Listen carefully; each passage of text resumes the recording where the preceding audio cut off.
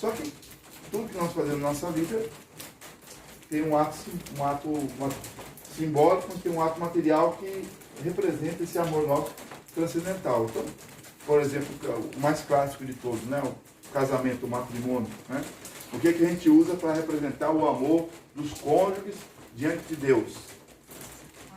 Uma aliança. E o nome é ali, né? Ali está se formando uma aliança ali entre o homem, a mulher e Deus, né? É ali uma aliança sagrada. O que Deus uniu. Ó, o pessoal está afiado aí, hein? Né? Então, é uma aliança sagrada, por isso chama-se aliança. Em outros países pode ter outro nome. Por exemplo, na Espanha, como é que se chama esse objeto? Algema. Está algemado agora, né?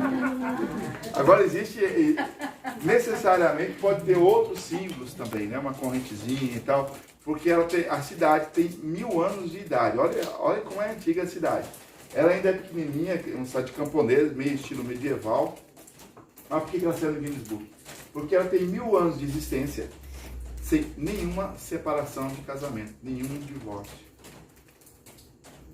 1000 anos, nenhum casal se divorciou. E foram até lá, o pessoal psicólogo lá da NASA, não sei o quê, conversar com os aldeões para saber o que é que levava eles. Que mistério era esse? Nenhuma separação, uma briga entre eles, é tudo flor, não tem espinho nenhum, tudo maravilha, perfumado, né? Se bem que o lugar é bem romântico mesmo, bem bonito. Mas no meio das montanhas e tal. E aí a explicação melhor que eles conseguiram foi com o próprio padre. O padre falou assim, olha, porque aqui existe uma tradição seguinte. Em vez de usar aliança, os namorados, depois viram noivos e casam, o que eles fazem quando resolvem se casar? Viram noivos. Os dois têm que construir junto um oratóriozinho e dentro uma cruz com o crucificado. Então cada um vai fazer, cada oratóriozinho vai ter só o jeito deles, né, de madeira e tal. Passa dias ou anos esculpindo, os dois juntos, o homem e a moça. No final de semana vai namorar, vai esculpir lá o Jesus na cruz. Quando está pronto, aí marca-se o casamento. Aí no casamento entra esse oratóriozinho que eles fizeram. E o padre então abençoou o casamento deles com esse oratório. Esse oratório é que representa a aliança deles. Eles levam para casa, lógico.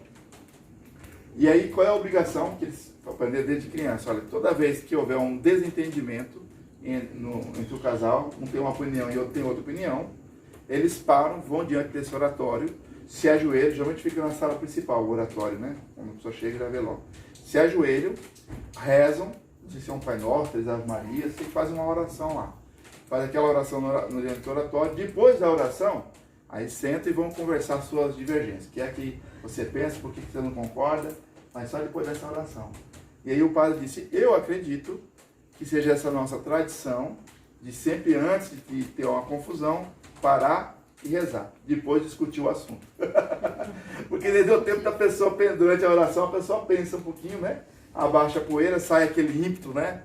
O ímpeto, o pessoal saiu, abaixa, vem a graça de Deus, que é o principal, né?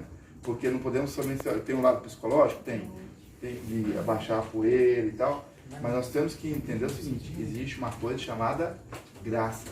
E a graça Deus nos dá toda vez que nós dobramos o joelho. E essa graça vem graça do discernimento, graça da sabedoria, graça da fortaleza, do entendimento, graça da paz. Mesmo para a gente poder viver em paz, a paz é a paz de Cristo. Então eu preciso da graça. E como eu consigo a graça de Deus? Rezando. Né? E você sabe o que é a graça de Deus? A definição da graça de Deus? Eu fiquei pensando nisso durante muito tempo quando um professor de teologia falou. Né? É olha só, uma participação criada na vida incriada de Deus. Deu para entender, não? Complicado, né? Eu também achei. E eu nem quis perguntar, não. Eu consegui escrever, repete, consegui escrever, porque olhando aquilo. É uma participação criada na vida incriada de Deus. Aí depois ele falou, bom, tá certo, porque Deus não foi criado por ninguém. Então, a vida de Deus foi criada por quem? Por ninguém, a vida dele. Mas ele criou, dentro da vida dele, ele criou uma participação para nos dar. Isso chama-se graça. E por que nós damos o nome de graça a essa participação na vida de Deus? dado de uma forma gratuita. É. Simples, né? Tem a simplicidade, é isso mesmo, né? Ele nunca cobrou nada de volta, né? Então é dado gratuitamente, por isso chama-se graça, né? E olha só, interessante. Então, porque como Deus ele contém em si todas as virtudes, né? Deus é a sabedoria, Deus é a pureza, Deus é a fortaleza, Deus é a justiça, Deus é a misericórdia.